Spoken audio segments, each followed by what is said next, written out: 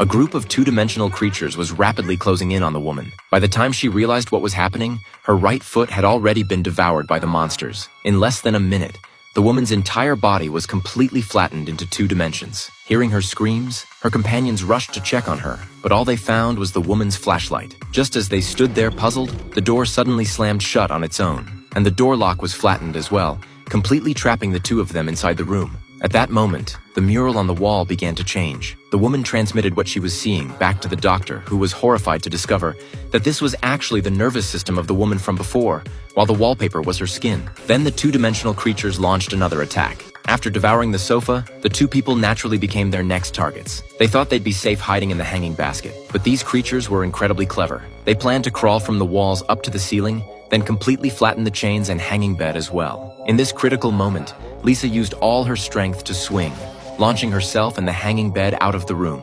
Meanwhile, more and more people throughout the city were going missing. They weren't being murdered. They were being turned into human-shaped graffiti by the two-dimensional creatures. Lisa urged people to stay away from the graffiti, but it was already too late. The graffiti seemed to come alive, all of them beginning to move. They crawled down the walls to the ground and began attacking people in all directions. Lisa quickly led people to hide in a nearby warehouse. One person ran a bit too slowly and was unfortunately caught, transformed into a 2-dimensional creature. Lisa and the others had no choice but to keep running. Exiting through the warehouse's back door, they fled to a tunnel. But what they didn't expect was that the 2-dimensional creatures had gradually evolved into 3-dimensional beings. Soon, another companion was captured. To escape the tunnel, they had to open the steel door in front of them, but the door handle had been flattened. The doctor handed Lisa a high-tech device that could restore the door handle back to 3 dimensions. This way, they successfully opened the steel door and escaped. To prevent the monsters from following them, after closing the door, Lisa flattened the door handle again. But by now, the monsters had completely become 3-dimensional creatures